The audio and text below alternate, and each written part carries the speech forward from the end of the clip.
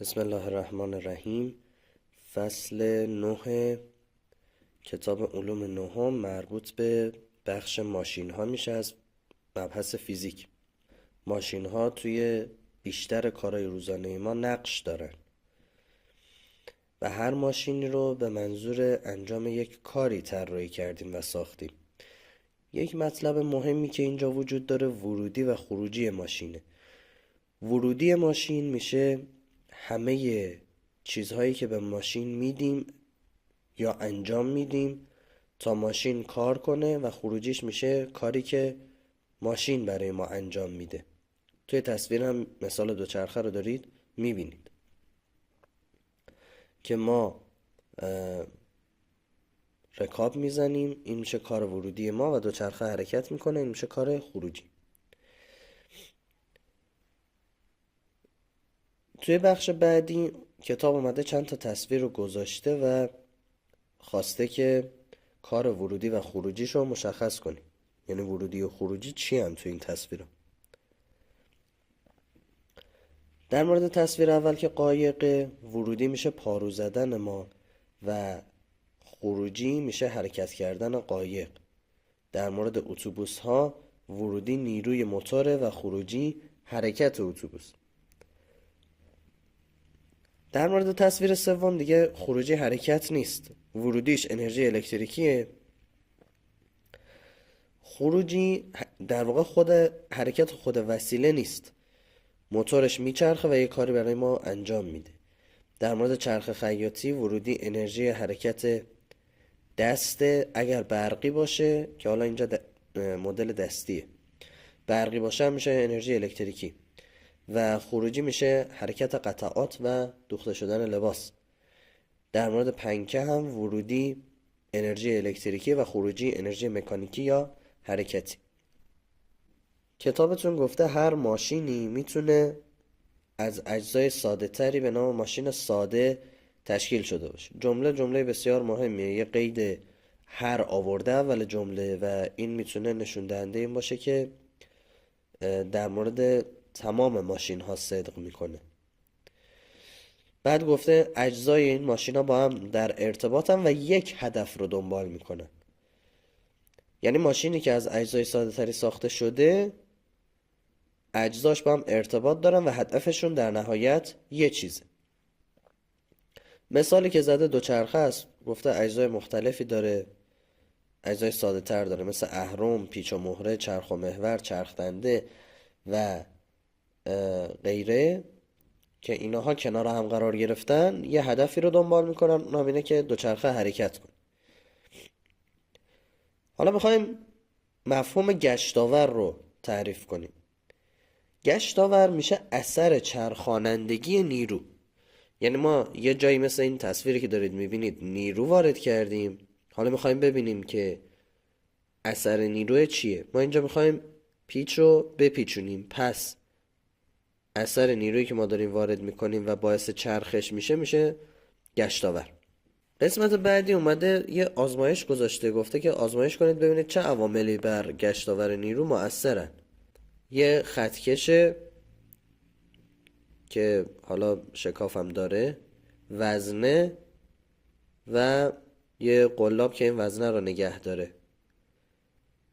آزمایش رو اومده گفته که به این صورت انجام بدین که وزنه رو آویزون کنید، خطکش رو افقی نگه دارید، بعد وزنه ها رو زیاد کنید. یه بار دیگه هم آزمایش رو انجام بدین، وزنه رو ثابت نگه دارید، فاصله رو کم و زیاد کنید، یعنی از نزدیک دستتون شروع کنید برید تا انتها. بعد گفته نتیجه این آزمایش چی میشه؟ نتیجه میشه هر چقدر فاصله نیرو تا محل چرخش بیشتر بشه، میزان نیرو هم بیشتر بشه، گشتاور افزایش پیدا میکنه. پس عوامل مؤثر بر گشتاور نیرو شدن فاصله محل وارد شدن نیرو تا محور چرخش و میزان نیرو. توی قسمت بعد اومده رابطه رو براتون آورده. رابطه 1 داره میگه که اندازه گشتاور نیرو میشه فاصله نقطه اثر نیرو تا محور چرخش، یعنی فاصله جایی که داریم نیرو رو وارد میکنیم تا جایی که قراره به چرخه. این میشه عامل اول ضرب در اندازه نیرو که چه مقدار نیرو وارد کردیم. توی تصویر دارید میبینید که فاصله نقطه اثر نیرو تا محور چرخش رو بهتون نشون داده. محور چرخش رو مشخص کرده، محل وارد شدن نیرو رو مشخص کرده توی شکل 7 و گفته بزرگی گشتاور نیرو به اندازه نیرو و فاصله اثر نیرو تا محور چرخش بستگی داره. حالا برای راحتی که اینقدر رابطه طولانی نشه ما گشتاور نیرو رو با FD نشون میدیم. میگیم که F نیروی باشه که ما داریم وارد میکنیم، D فاصله محل وارد شدن نیرو تا محور چرخش. واحد اندازه‌گیری یا یکای اندازه‌گیری گشتاور چیه؟ ما یک فرمول داریم، هر کدوم اینا یکاهای خودشونو دارن. نیرو نیوتن، فاصله متره، پس گشتاور میشه نیوتن متر. قسمت بعدی خودرو آزماییده. گفته توضیح بدین چرا با آچار بلندتر مهره محکم رو میتونیم آسونتر باز کنیم. خب ما گفتیم 2 تا عامل توی گشتاور تأثیر داره. یکی فاصله محل وارد شدن نیرو تا محور چرخش که طبق آزمایش فهمیدیم اگر فاصله بیشتر باشه گشتاور بیشتر میشه. و نیرو، میزان نیرو. یه وقتی ما میخوایم نیروی کمتری صرف کنیم، پس باید اندازه محل وارد شدن فاصله در واقع محل وارد شدن نیرو تا محور چرخش بیشتر باشه که گشتاور افزایش پیدا کنه، از اون طرف ما بتونیم نیروی کمتری وارد کنیم. قسمت بعدی انواع اهرم هاست. اهرم ها رو بر اساس اینکه تکیهگاه کجا قرار داره، نیروی مقاوم و نیروی محرک به کجا دارن وارد میشن دسته‌بندی میکنن. حالا یه راهنمایی اینجا داریم نوشته نیروی محرک، نیروی مقاوم، یعنی آبیا فلش آبیا نیروی محرکن، فلش نارنجیا نیروی مقاوم. نیروی محرک میشه اون نیرویی که ما وارد میکنیم تا حرکت انجام بشه. نیروی مقاوم اون نیروییه که در مقابل حرکت کردن یا در مقابل نیرویی که ما داریم وارد میکنیم از خودش مقاومت نشون میده. اون میشه نیروی مقاوم. حالا اهرم نوع اول رو نگاه کنیم. اهرم نوع اول تکیهگاه بین نیروی محرک و بین نیروی مقاوم قرار داره. حالا ممکنه فاصله تکیهگاه تا نیروی محرک کمتر باشه، بیشتر باشه، ممکنه همون وسط باشه. دقیقاً چیزی که مهمه اینه که دقیقاً تکیهگاه بین این دوتا باشه. اهرم نوع دوم اهرامیه که نیروی مقاوم بین تکیهگاه و نیروی محرک باشه. اهرم نوع سوم اهرامیه که نیروی محرک بین نیروی مقاوم و تکیهگاه باشه. این میشه اهرم نوع سوم. توی این اسلاید میبینید که یه فعالیت داریم. توی فعالیت اومده این اهرم‌ها رو برامون مثالاشو کشیده و به صورت ساده هم نشون داده. گفته که اهرم‌ها رو میتونیم بر حسب محل قرار گرفتن تکیهگاه، نیروی محرک و مقاوم بررسی کنیم. حالا و به این نکته هم تاکید کرده که از وزن خود اهرم‌ها صرف نظر کردیم چون تأثیر داره. من اینجا براتون مشخص کردم تصویر اولی که از سمت راست داره وزنه رو بلند میکنه اهرم نوع سومه، به خاطر اینکه نیروی محرک بین نیروی مقاوم و تکیهگاه قرار گرفته. تصویر دومی اهرم نوع دومه چون نیروی مقاوم بین محرک و تکیهگاهه که یه فرقونه، و شکل سومی هم که انبردسته چون نیروی محرک و مقاوم بین خودشون تکیهگاه دارن میشه اهرم نوع اول.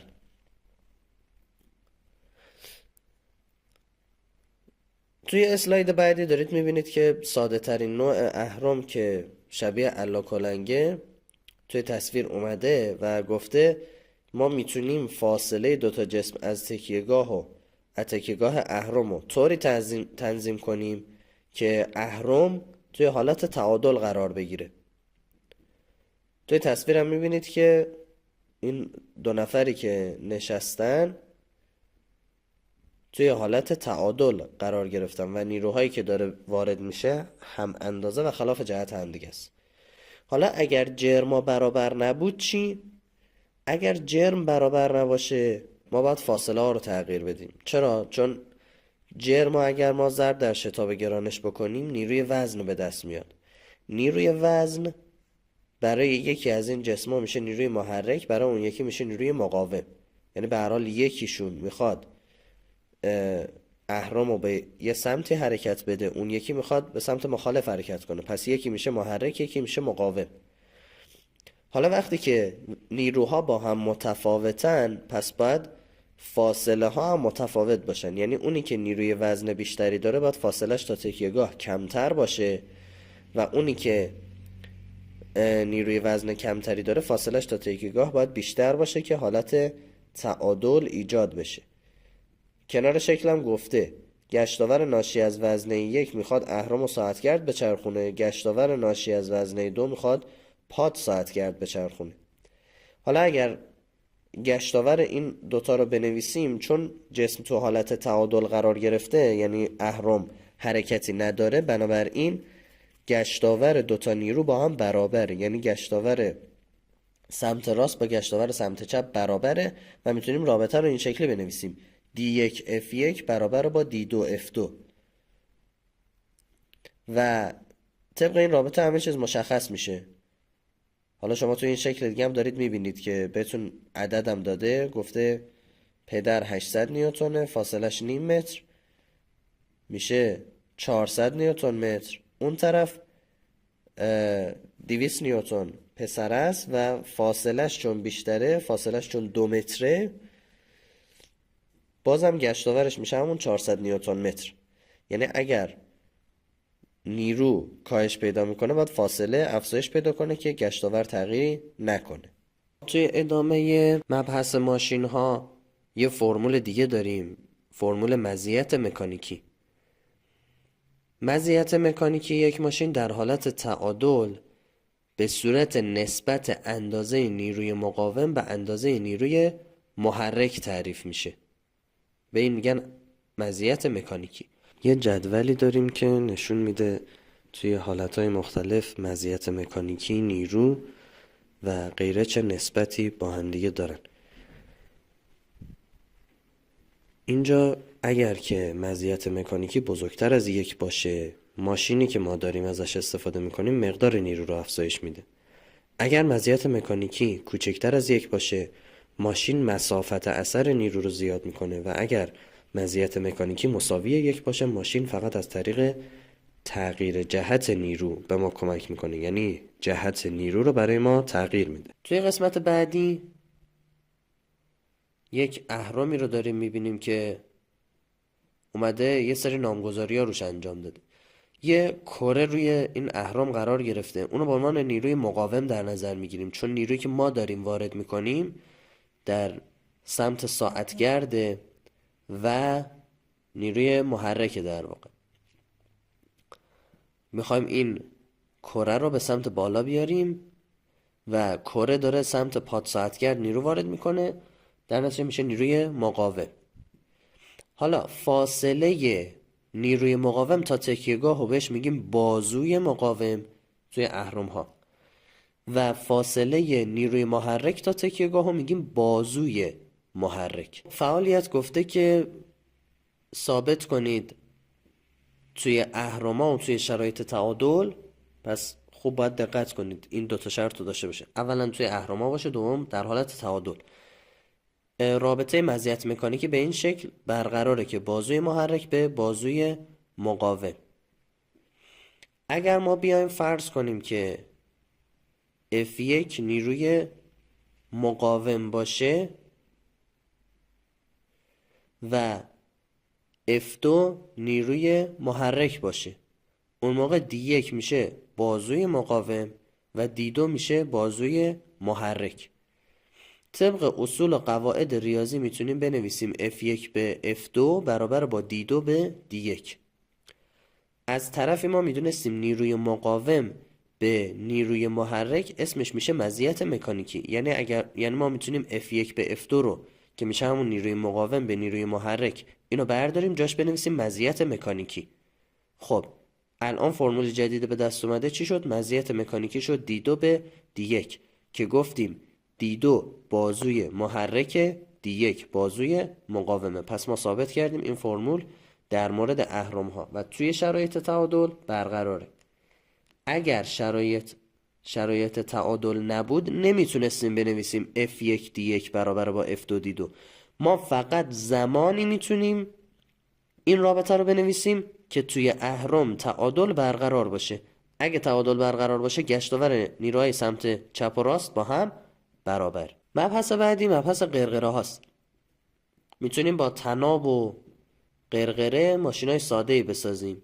مثلا شما توی شکل 12 الف دارید میبینید که ما یه قرقره ثابت داریم، طنابو میکشیم، این سطل جابجا میشه.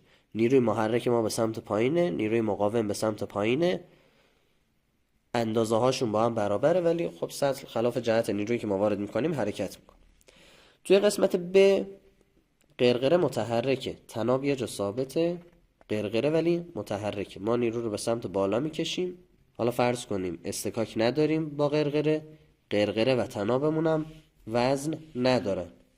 اگر اینطوری فرض کنیم قرقره رو که به سمت در واقع طنابو که به سمت بالا میکشیم قرقره هم حرکت میکنه و اگر به فلش ها نگاه بکنید اون نیرویی که به یک طناب وارد شده همه جاش یکسان منتشر میشه. طنابو داریم به سمت بالا میکشیم، نیرو بالاسوه، انگار که ما داریم با 2 تا نیرو سطل رو به سمت بالا میکشیم. پس اینجا نیرویی که داریم صرف میکنیم نصف نیروی مقاومه. اما تو حالت الف نیروی مقاوم و نیروی محرک با هم برابرن. پس مزیت مکانیکی میشه 1. همونطوری که گفتم جهت نیرو تغییر میکنه. ما اگه بخوایم سطل رو بکشیم سمت بالا سخته، اما پایین کشیدن طناب راحت تره. اینطوری جهت نیروی عوض میشه و کار به شکلی راحت تر انجام میشه. توی شکل 13 دارید میبینید که قرقره ها با هم ترکیب شدن و اینطوری ما نیروی کمتری داریم صرف میکنیم. نیروی محرک رو داریم وارد میکنیم و این نیروی مقاوم خیلی راحت تر جابجا میشه. حالا توی تصویر بعدی توی شکل 14 ترکیب این قرقره ها رو داریم میبینیم. اگر که ما بیایم توی شکل الف در نظر بگیریم، شکل الف یه قرقره ساده است. حالا درسته 2 تا قرقره داریم ولی هیچ طنابی از روی قرقره پایینی رد نشده، بنابراین نیروی محرک و مقاوم ما با هم برابر. توی شکل ب ما یک جسم 100 نیوتنی رو برخلاف شکل الف داریم جابجا میکنیم، اما 50 نیوتن داریم نیرو وارد میکنیم. علت چیه؟ علت اینه که ما از قرقره متحرک استفاده کردیم. قرقره اولی به سقف بسته شده، قرقره دومی متحرک همراه با کشیده شدن طناب جابجا میشه. اگر دقت بکنید ما یه 50 نیوتن داریم به سمت پایین نیرو وارد میکنیم، همین نیرو از روی قرقره که رد میشه دیگه میشه نیروی بالاسو، یعنی داره قرقره رو به سمت بالا میکشونه.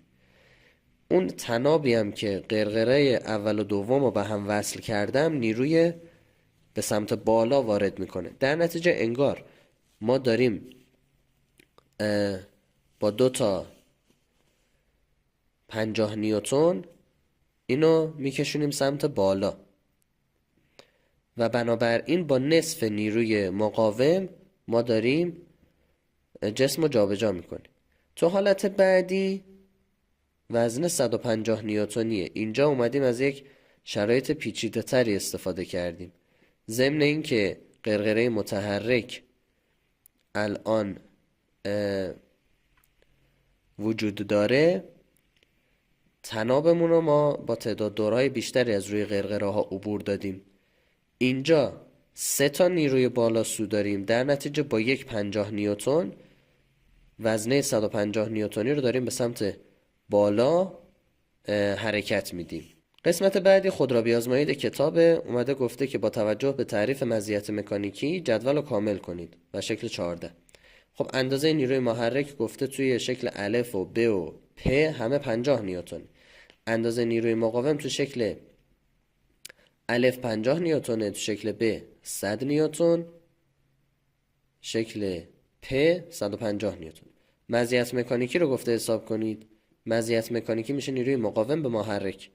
تو شکل الف 50 به 50 میشه 1، شکل ب 100 به 50 میشه 2، و توی شکل سم میشه 150 به 50 که میشه 3. قسمت بعدی اومده گفته که توی شکل پ اومدیم برای جابجایی جسم 150 نیوتنی از یه نیروی کوچیکتر استفاده کردیم. یعنی اومدیم قرقره ها و تنابا رو یه جوری به هم وصل کردیم که نیرومون کمتر بشه ولی جسم سنگینتر رو جابجا کنیم. گفته اما توی این فرایند جابجایی تناب 3 برابر جابجایی وزن است. در واقع اومده گفته اندازه کار نیروی محرک با اندازه کار نیروی مقاوم برابر، به شرط اینکه استکاک رو در نظر نگیریم. در واقع مثل اون اهرم شد. توی اهرم گفتیم اگه میخوایم تو حالت تعادل باشه باید اون جسمی که سنگین تره با تکیه‌گاه فاصله کمتری داشته باشه، جسم سبکتر فاصله بیشتر. اینجا شما قبلا یاد گرفتید که حاصل ضرب نیرو ضرب در جابجایی میشه کار. حالا اینجا ما نیرو محرکمون کار انجام میده دیگه، چون باعث جابجایی میشه. فقط اون نیروی 50 نیوتنی 3 متر جابجایی انجام داده، در نتیجه میشه 150 نیوتن، و اون نیروی 150 نیوتنی 1 متر جابجایی داشته، در نتیجه کاری که انجام میده کار نیروی مقاوم میشه 150 نیوتن. کار نیروی محرک با کار نیروی مقاوم برابر شد، اما با میزان نیروهای متفاوت و میزان جابجایی های متفاوت. یعنی نتیجه‌ای که بر اساس قانون پایستگی انرژی میگیریم اینه که کار نیروی محرک با کار نیروی مقاوم برابر، مشروط به این که استکاک نداشته باشیم. قسمت بعدی مربوط میشه به چرخ دنده ها. چرخ دنده ها توی ماشین های مختلفی استفاده میشن، میتونن برای ما نیرو رو بیشتر کنن یا سرعت. اینکه چرخ دنده ها چطوری کار میکنن بستگی به تعداد دندانه هایی که روی اونا قرار گرفته داره.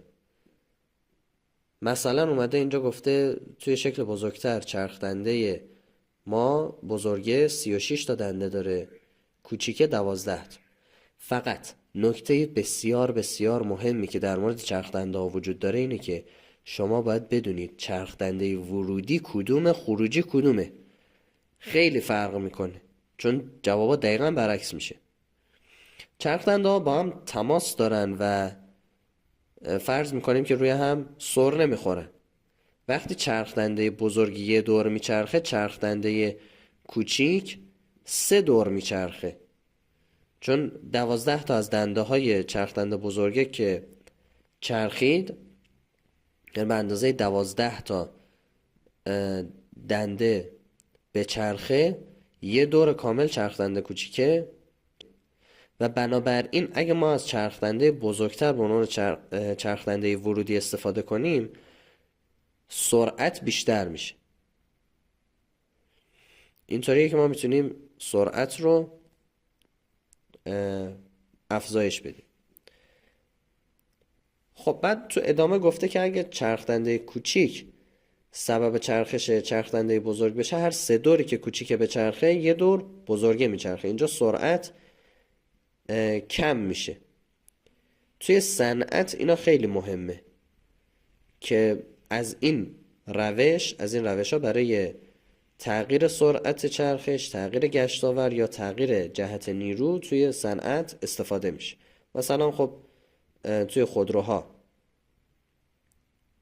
این چرخ دنده ها با تغییر سرعت چرخشیشون سرعت خودرو رو تغییر میدن.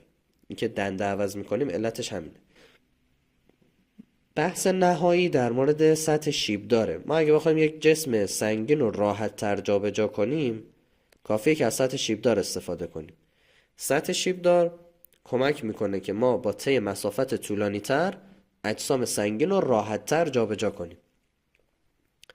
نیروی محرک اینجا کاهش پیدا میکنه ولی خب مسافت بیشتر میشه. اگر مزیت مکانیکی اینها رو در نظر بگیریم، نیروی مقاوم به نیروی محرک، یک مثالی رو اینجا توی کتاب ذکر کرده ما هم در نظر میگیریم. گفته مثلا یه فردی با صندلی چرخدار میخواد به اندازه 1 متر بره بالا، سطح شیبدارش هم 10 متریه. بنابراین تو این حالت برای بالا رفتن نیرویی که لازم داره میشه 1/10، به شرط اینکه اصطکاک نداشته باشه. یعنی نیروی محرک لازم 1/10 نیروی مقاومیه که وزن فرد و صندلی چرخدار ایجاد میکنه که فرمولش هم براتون نوشته. خب مطالب این فصل تموم شد، اما یادگیری این فصل فقط با دونستن این مطالب و حفظ کردنش به دست نمیاد. شما باید مفاهیم رو خوب یاد گرفته باشید. من با اینکه سر کلاس تدریس کرده بودم ولی یه فیلم کامل ضبط کردم. این فیلم رو حداقل 3 بار ببینید. برای اینکه بتونید خوب یاد بگیرید حداقل 3 بار این فیلم رو ببینید، هر چقدر بیشتر بهتر. و سوالایی رو که براتون امشب قرار میدم و حتما حل بکنید که تمرین زیاد باعث یادگیری عمیق‌تر